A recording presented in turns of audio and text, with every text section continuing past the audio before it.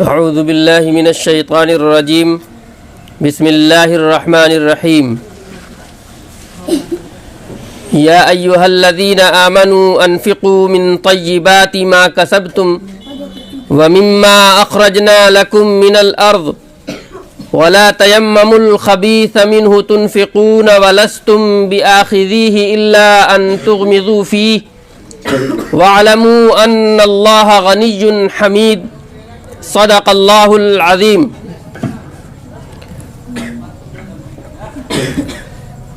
محترم ناظرین، اللہ تبارک و تعالیٰ کا شکر ہے، اس کا احسان ہے کہ اللہ تبارک و تعالیٰ نے ہمیں اس ہفتہ جن آیتوں کو سننے کے لیے اکٹھا کیا ہے وہ سورہ بقرہ کا رکوع نمبر 37 ہے اور آیتیں ہیں 267 سے 273 تک، کل 7 آیات ہیں۔ آپ تمام کے علم میں یہ بات ہے کہ پچھلے ہفتے جو رکوع تھا اس کا بھی کلیدی موضوع وہ انفاق فی سبیل اللہ تھا، یعنی اللہ کے راستے میں خرچ کرنا۔ اللہ تبارک و تعالیٰ نے اس رکوع کے اندر کچھ ہماری برائیاں بتائی تھی، کمیاں بتائی تھی کہ ہمیں خرچ کرتے وقت ان برائیوں کو اور ان کمی کو اپنے دل سے نکال دینا ہے، اور اسی طرح اللہ تبارک و تعالیٰ نے کچھ اچھی صفتیں بتائی تھیں کہ ان صفتوں کو ہمیں اپنے دل کے اندر جما لینا ہے اور بٹھا لینا ہے۔ آج کا رکوع بھی اسی انفاق فی سبیل اللہ پر ہے۔ چنانچہ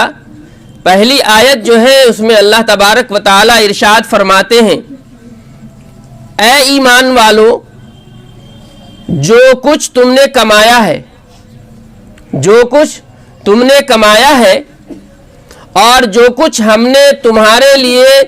زمین میں سے پیدا کیا ہے، اس میں سے بہتر حصہ خرچ کرو، اور تم خرچ کرتے ہوئے مال میں سے ایسی خراب چیز دینے کا ارادہ نہ کرو، اور تم جس وقت خرچ کر رہے ہو اس وقت مال میں سے ایسی خراب چیز دینے کا ارادہ نہ کرو کہ تم خود اسے قبول کرنے کو تیار نہ ہو،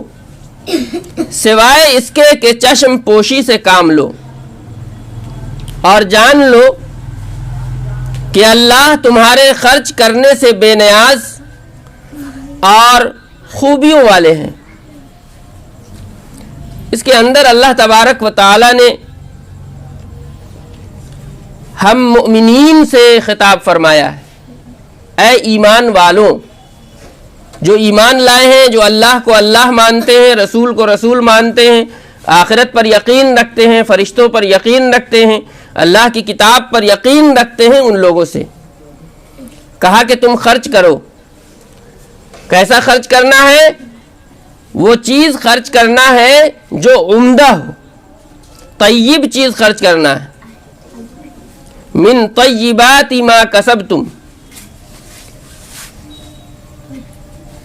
اور دوسری چیز یہ فرمائی کہ اس میں سے خرچ کرنا ہے جو کچھ بھی ہم زمین سے تمہیں دیتے ہیں۔ زمین سے اللہ تبارک و تعالی ہمیں غلہ دیتا ہے، نباتات ہم اس سے اگاتے ہیں، اسی طرح معدنیات ہیں، جو بھی روزی روٹی اور جو بھی رزق کی چیزیں اور جو بھی قیمتی چیزیں اللہ تبارک و تعالی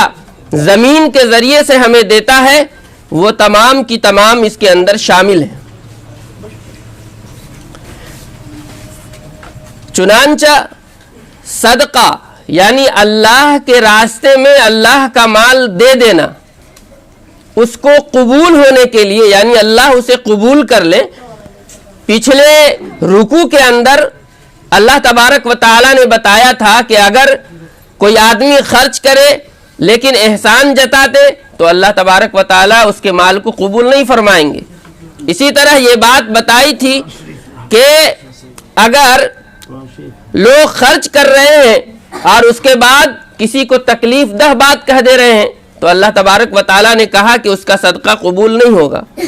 اسی طرح یہ کہا کہ خرچ تو کر رہے ہیں لیکن دکھاوے کے لیے خرچ کر رہے ہیں، تو اللہ تبارک و تعالیٰ نے کہا کہ اس کا صدقہ قبول نہیں ہوگا۔ آج یہ فرما رہے ہیں کہ خرچ تو کر رہے ہیں لیکن عمدہ چیز خرچ نہیں کر رہے ہیں، حلال چیز خرچ نہیں کر رہے ہیں، تو اللہ تبارک و تعالیٰ آپ کے صدقے کو قبول نہیں فرمائیں گے۔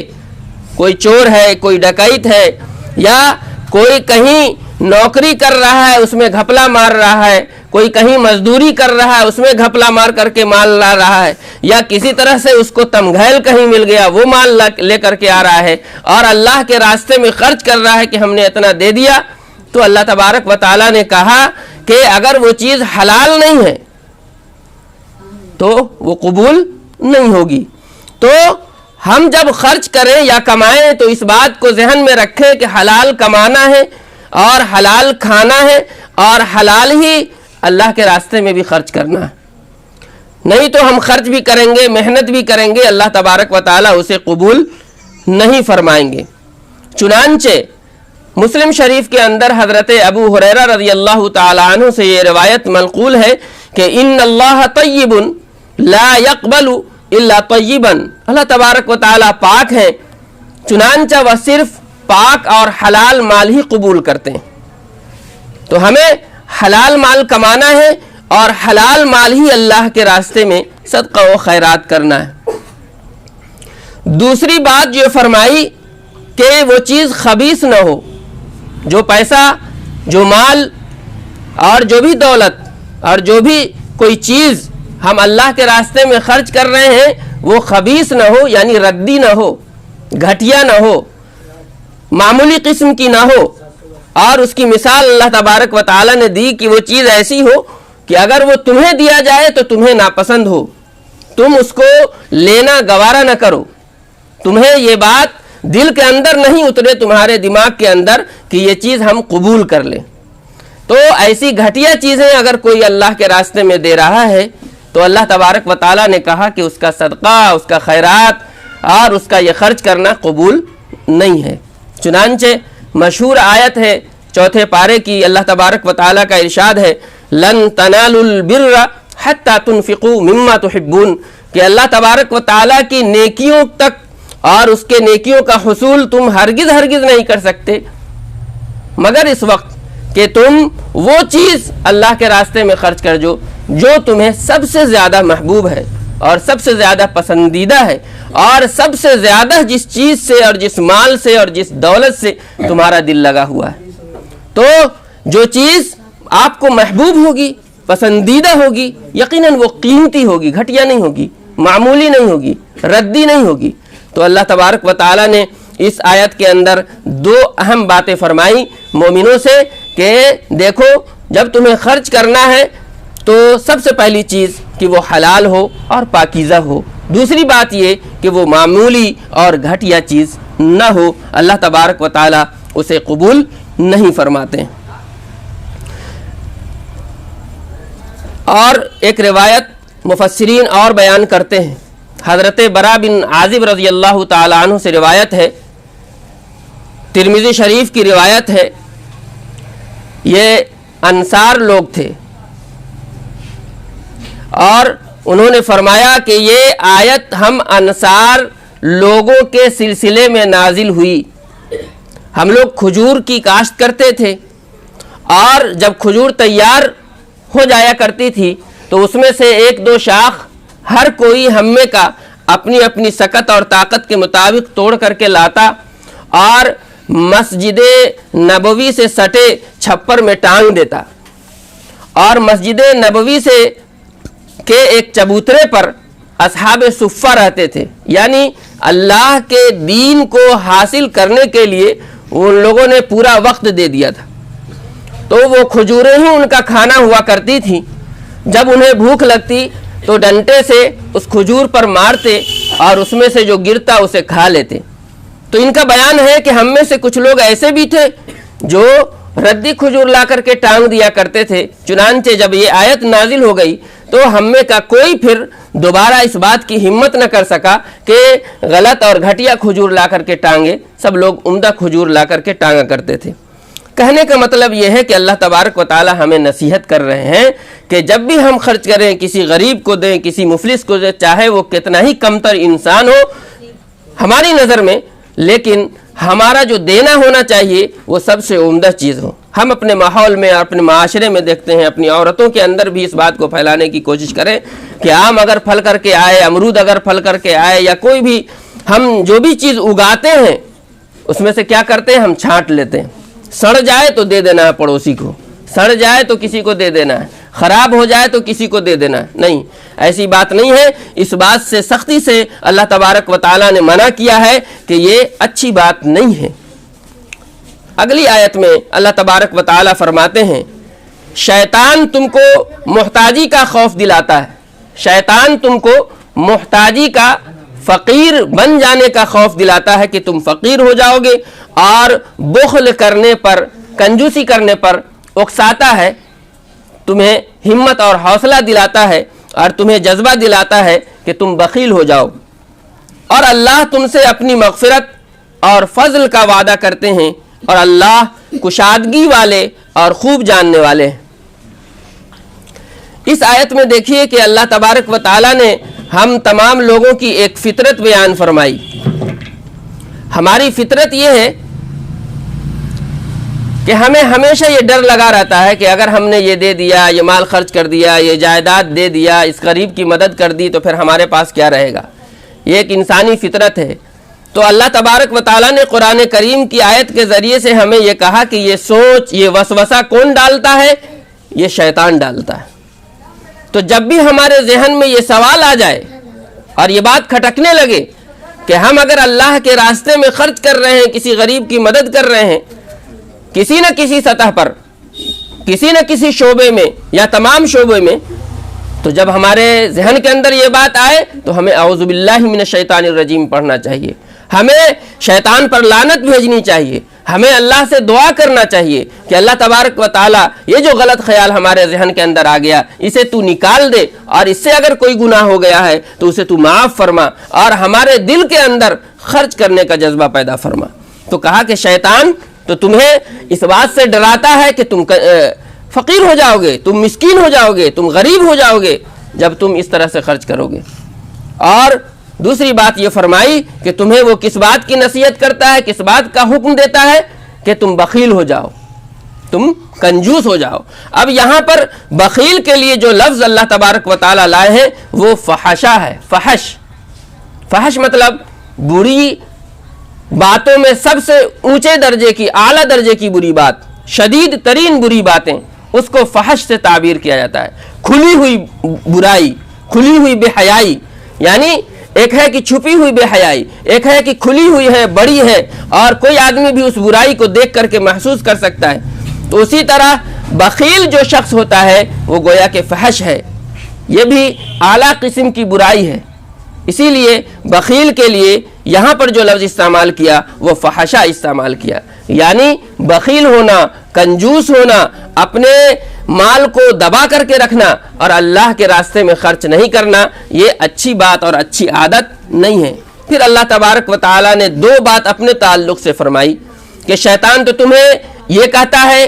کہ تم فقیر ہو جاؤ گے۔ اللہ تبارک و تعالیٰ کیا فرماتے ہیں؟ اللہ تعالیٰ یہ کہتے ہیں کہ ہم تمہیں بخش دیں گے اور ہم تمہیں فضل عطا کریں گے۔ فضل مطلب اور زیادہ دیں گے۔ جب تم ہمارے راستے میں دو گے، ہمارے کام میں لگاؤ گے، ہمارے بندوں کی مدد کرو گے، یا ہمارے دین کے کسی بھی کام میں خرچ کرو گے، اللہ تبارک و تعالیٰ اور بڑھا چڑھا کر دیں گے۔ اس کے بعد کہہ رہے ہیں کہ اللہ کشادہ ہے، یعنی تمہارے مال کی اس کو ضرورت نہیں ہے۔ اللہ تبارک و تعالیٰ کے سلسلے میں اور اس کے راستے میں جو بھی تم خرچ کرتے ہو وہ دراصل تمہارے ہی فائدے اور تمہارے ہی کامیابی کے لیے ہے۔ اللہ علیم ہے، اللہ ہر کسی کے نیت کو جان رہے ہیں، اس کی سوچ کو جان رہے ہیں، اس کے فکر کو جان رہے ہیں، اس کے دل کے جذبے کو جان رہے ہیں۔ تو اللہ تبارک و تعالیٰ سے کوئی چیز چھپی ہوئی نہیں ہے، اس لیے تم جو بھی خرچ کرو پاک اور حلال خرچ کرو، اور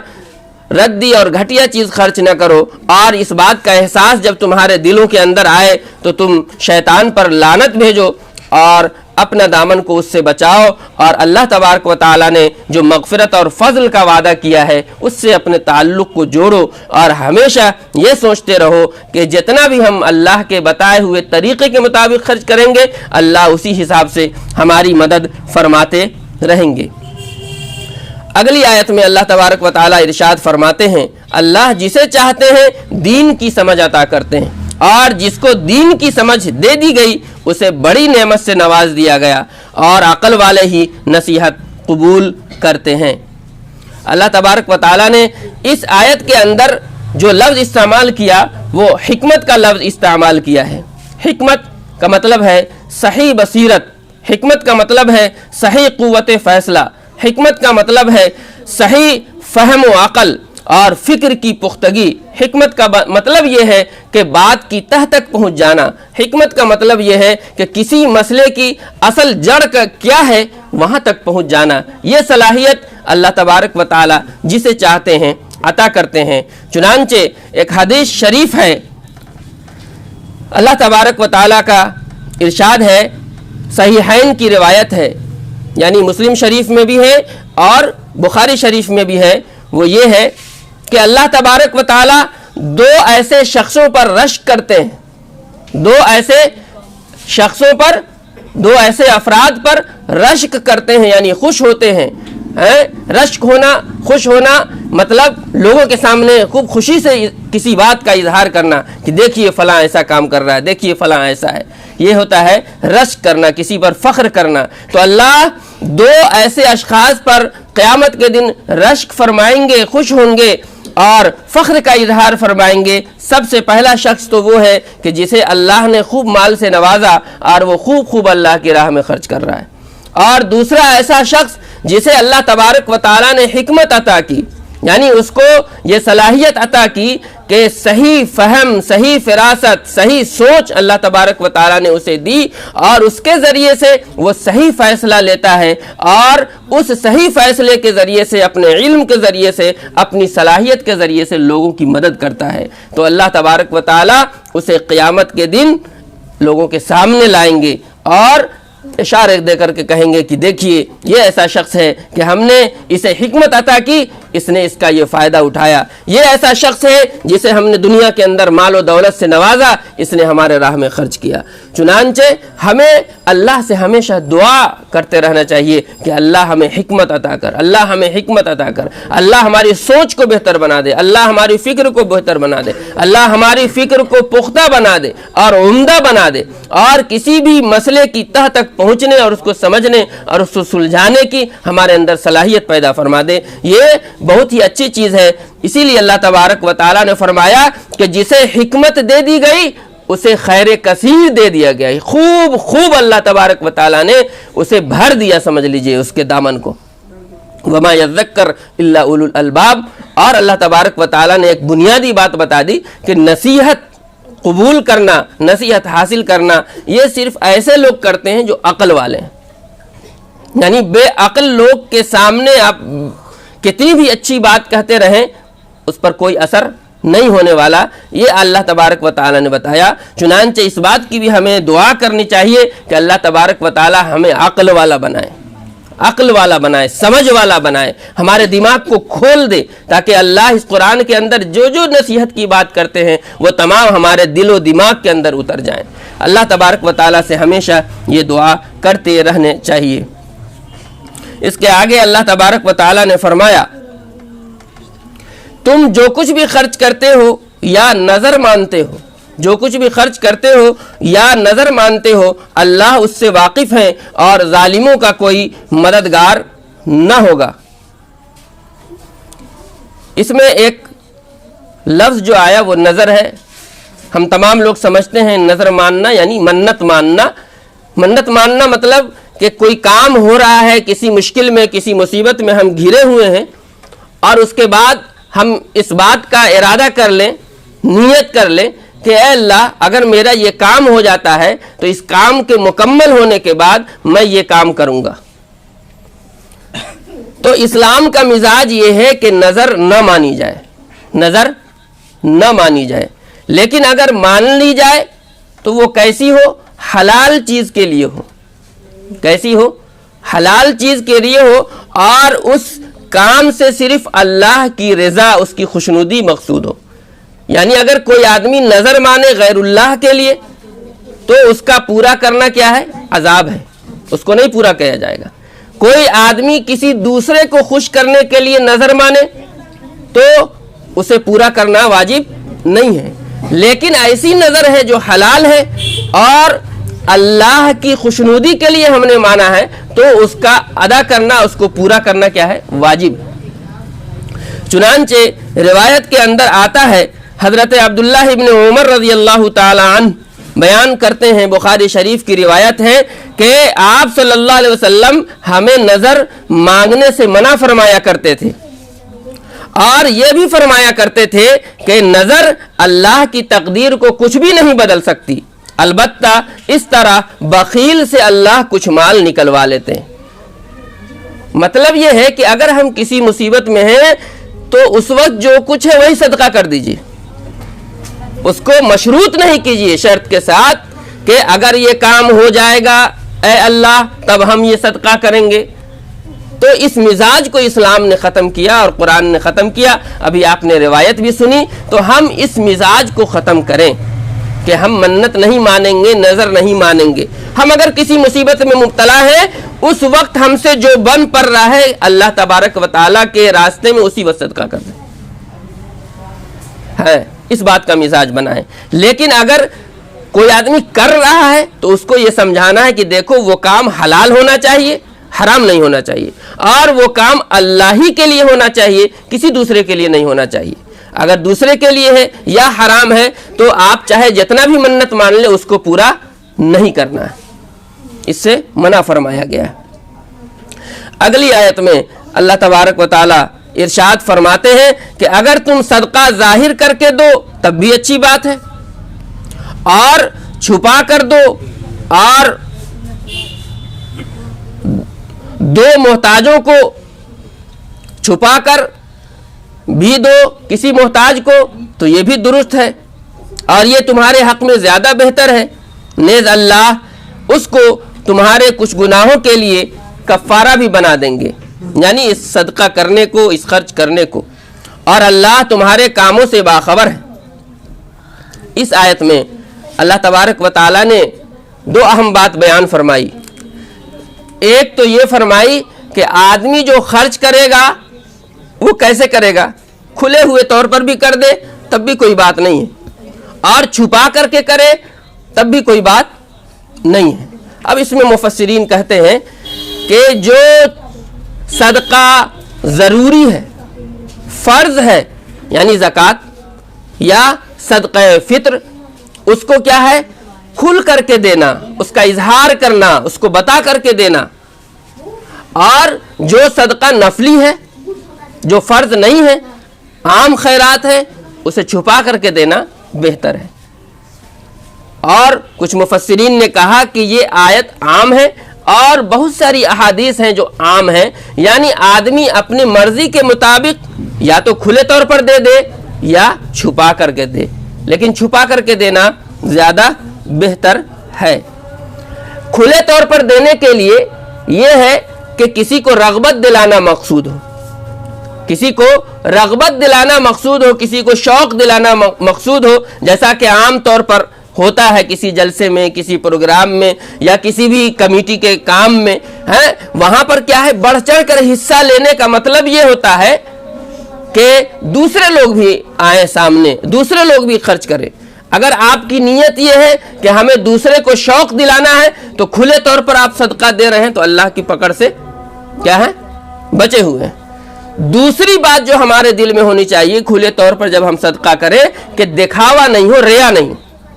अगर आप रिया से पाक है, नामो नमूद से पाक है, अगर किसी भी मजलिस में खूब अलल ऐलान आप ऐलान कर दे कि हम इतना हज़ार दे रहे हैं, लेकिन आपके दिल में रिया नहीं है, दिखावा नहीं है, तो अल्लाह तबारक व तआला आपको नहीं पकड़ेंगे। तो खुले और अलल ऐलान खर्च करने के लिए सबसे पहली बात ये हुई कि वो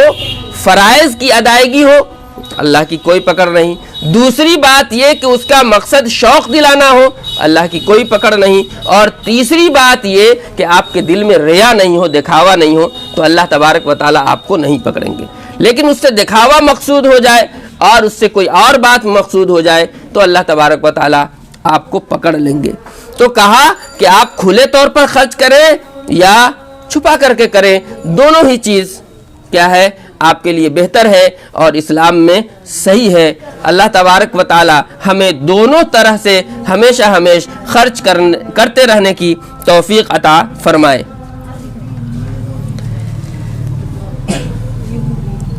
اگلی آیت میں اللہ تبارک و تعالی ارشاد فرماتے ہیں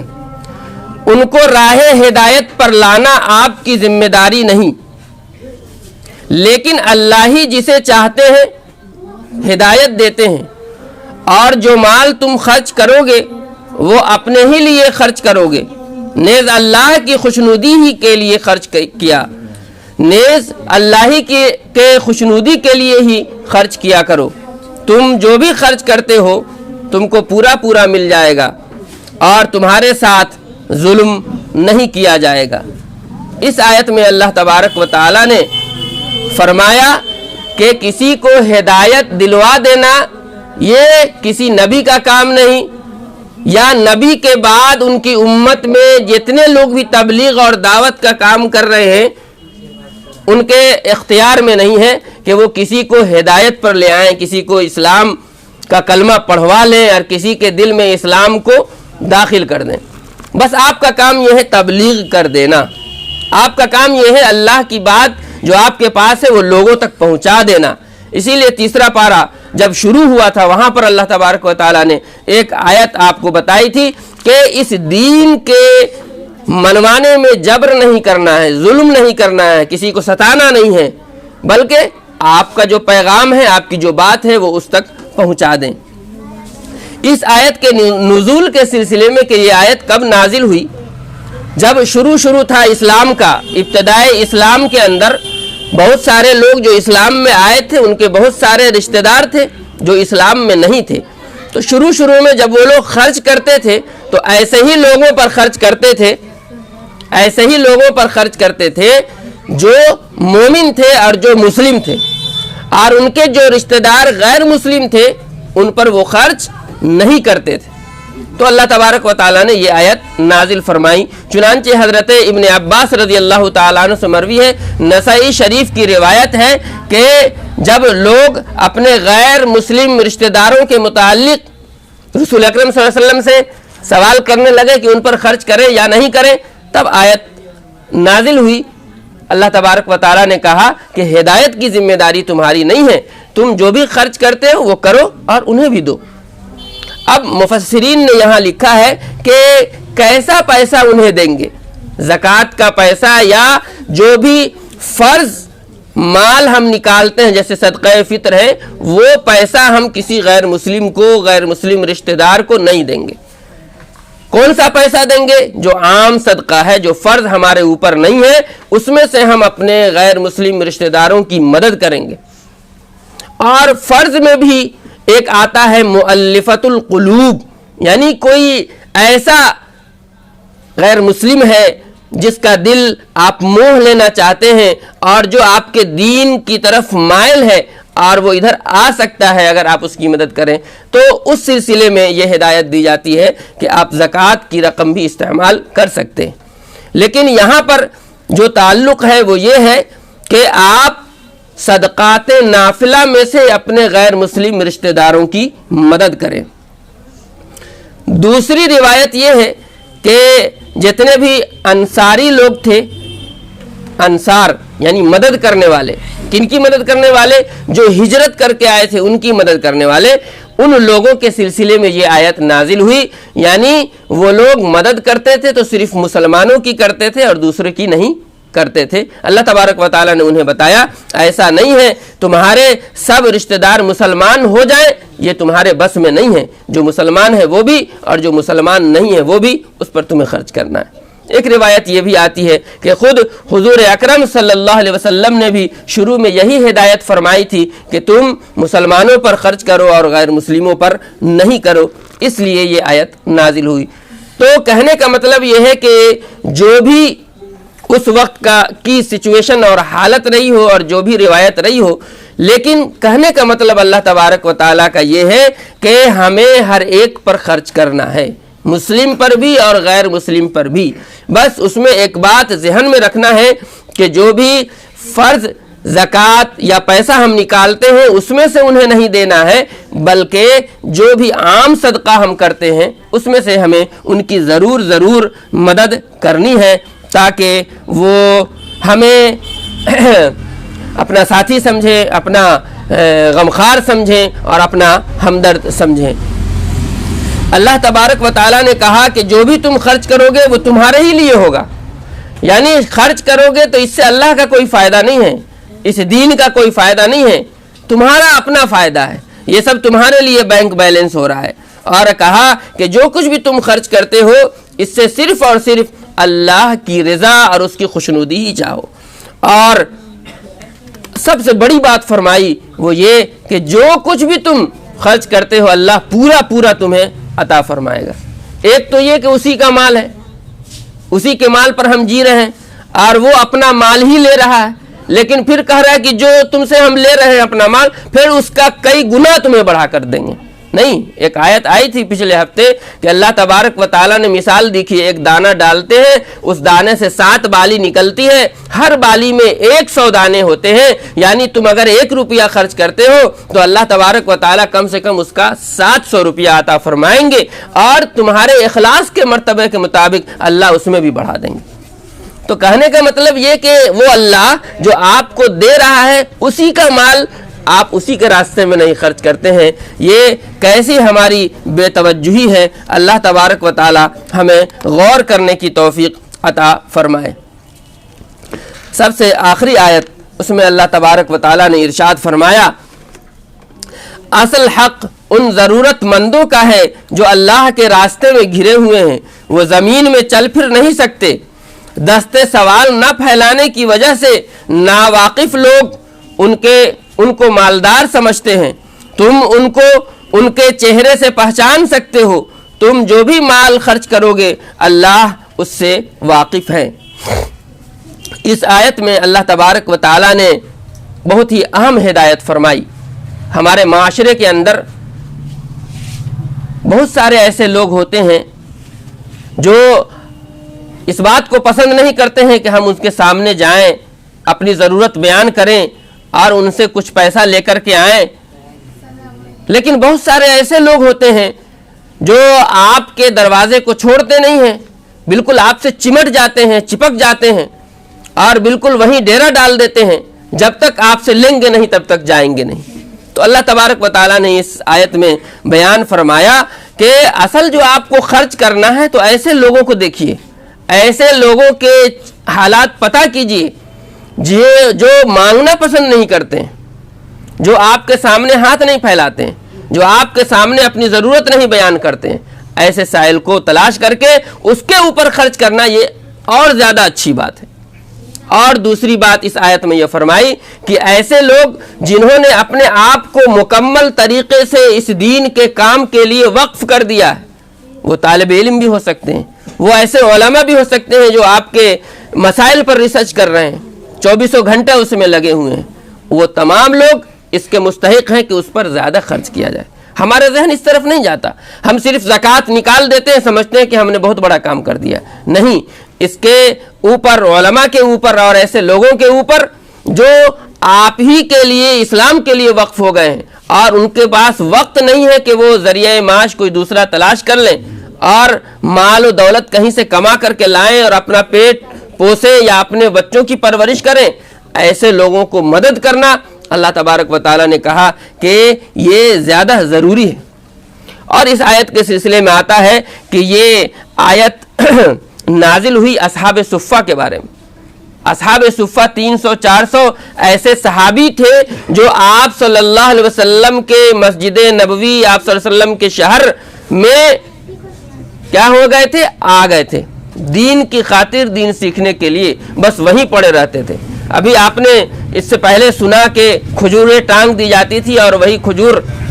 سے وہ اپنی ضرورت پوری کرتے تھے اور اپنی بھوک مٹاتے تھے۔ ایک مرتبہ کا واقعہ ہے، حضرت ابو ہریرہ رضی اللہ تعالیٰ عنہ بھی وہیں رہا کرتے تھے۔ کہا کہ کئی دنوں سے فاقے میں تھے ہم لوگ، کوئی پوچھنے والا نہیں تھا، سب کے سب بھوکے تھے۔ رسول اکرم صلی اللہ علیہ وسلم سے ملاقات ہوئی، حضرت ابو ہریرہ رضی اللہ تعالیٰ عنہ بھی بھوکے ہیں، ان کو بھیجا گیا کہ جائیے فلاں جگہ اور وہاں سے کٹورے میں دودھ لے کر کے آئیے۔ آپ گئے بھوکے پیاسے، کئی دن کے دور جانا ہے اور پھر وہ پیالہ لے کر کے آنا ہے۔ کہا کہ راستے میں تو کئی مرتبہ خواہش ہوئی کہ ہم اس دودھ میں سے کچھ پی لیں، اور یہ دودھ اتنا کم ہے اور وہاں اتنے زیادہ لوگ ہیں، اس دودھ میں ہمیں ملے گا یا نہیں ملے گا؟ رسول اکرم صلی اللہ علیہ وسلم کس طرف سے شروع کر دیں؟ ان کا حکم تو ہمیں ماننا ہے۔ کئی مرتبہ آیا لیکن ہم نے کہا نہیں، حضور نے بس اتنا حکم دیا ہے کہ جاؤ اور لے کر کے آؤ۔ وہ گئے، لے کر کے آئے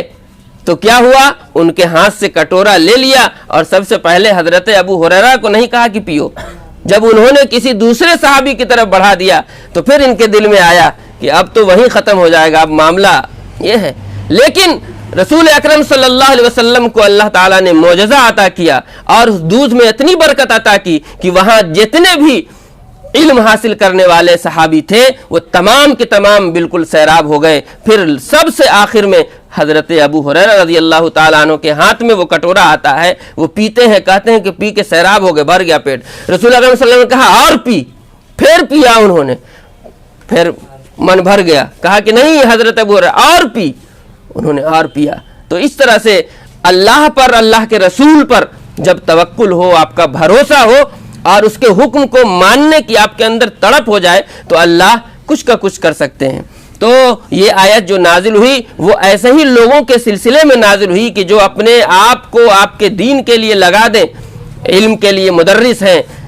امامت کرنے والے لوگ ہیں، ان کے اوپر خرچ کیجئے، انہیں گفٹ کیجئے، انہیں تحفہ دیجئے، ان کو جو ہے خوش رکھنے کی کوشش کیجئے کہ انہوں نے اپنے آپ کو فارغ کر لیا ہے اس کام کے لیے۔ تو اللہ تبارک و تعالیٰ نے اس آیت میں یہی ہدایت فرمائی۔ اور سب سے اہم بات یہ کہ اسلام نے سوال کرنے یعنی مانگنے کو بہت زیادہ ناپسند کیا ہے۔ چنانچہ بخاری اور مسلم شریف کی ایک روایت میں بہت ہی بڑا عذاب بیان فرمایا ہے کہ قیامت کے دن ایسے لوگ جو ہمیشہ اپنا شیوا بنا چکے ہیں کہ مانگ کر ہی کھانا ہے، کہا کہ ان کے چہرے پر گوشت نہیں ہوگا۔ اور ایک ترمذی شریف کی روایت کے اندر آپ صلی اللہ علیہ وسلم نے فرمایا کہ اس کے چہرے پر زخم ہوگا۔ ہر آدمی ہر طریقے کا ہوتا ہے، کوئی کم مانگنے والا، کوئی زیادہ مانگنے والا، اس مرتبہ کے حساب سے ہو سکتا ہے کہ یہ عذاب ہو۔ اللہ کسی کے چہرے کے اوپر صرف زخم ہی زخم دے دے قیامت کے دن، اور کسی خوب مانگنے والے کے چہرے پر سے پورا گوشت اتار دیں۔ اسی لیے ہمیں اس بات کی کوشش کرنی چاہیے کہ ہم سوال نہیں کریں گے، ہم نہیں مانگیں گے، ہم اپنی ضرورت کو خود پر پورا کرنے کی کوشش کریں گے۔ ایک اور روایت ہے، اس روایت میں ہے کہ آپ صلی اللہ علیہ وسلم نے حضرت ثوبان رضی اللہ تعالی عنہ سے، نسائی شریف کی روایت ہے، یہ عہد لیا کہ مجھے ضمانت کون دیتا ہے، کون اس بات کی گارنٹی دیتا ہے کہ وہ سوال نہیں کرے گا، لوگوں کے سامنے نہیں جائے گا مانگنے؟ تو حضرت ثوبان رضی اللہ تعالی عنہ نے کہا کہ سب سے پہلے تو میں گارنٹی دیتا ہوں کہ میں کسی کے پاس مانگنے نہیں جاؤں گا۔ تو آپ صلی اللہ علیہ وسلم نے ان کو خوشخبری دی، کس کی؟ جنت کی۔ اور ایسے تمام لوگوں کو جنت کی خوشخبری دی جو لوگ مانگنے سے انکار کرتے ہیں اور کسی کے سامنے ہاتھ پھیلانے کے رویے کو چھوڑتے ہیں۔ چنانچہ حضرت ثوبان رضی اللہ تعالیٰ عنہ نے اس کے بعد سے مانگنا چھوڑ دیا۔ ایک دوسری روایت جو بخاری شریف میں ہے، حضرت ابو سعید خدری رضی اللہ تعالیٰ عنہ سے مروی ہے، اس میں اللہ تبارک و تعالیٰ ارشاد فرماتے ہیں کہ جو شخص سوال کرنے سے اپنے آپ کو بچا لے، اللہ بھی اسے بچا لے گا، اللہ بھی اسے بچا لے گا۔ اور جو کوئی دنیا سے بے پرواہ ہو جائے، اللہ بھی اسے ہر چیز سے بے پرواہ کر دے گا، اس کی کوئی فکر نہیں ہوگی، کوئی ٹینشن نہیں ہوگی، اللہ اس کی ہر ضرورت کو پورا کر دے گا۔ اسی طرح آگے فرمایا کہ جو کوئی صبر کے ساتھ کوشش کرتا رہے صبر کے ساتھ کوشش کرتا رہے، اللہ تبارک و تعالی اسے صبر عطا کرے گا۔ اور آگے فرمایا کہ صبر سے بہتر اور کشادہ آج تک کسی کو کوئی نعمت اللہ تبارک و تعالی نے نہیں دی۔ یعنی صبر کی نعمت اگر ہمیں مل جائے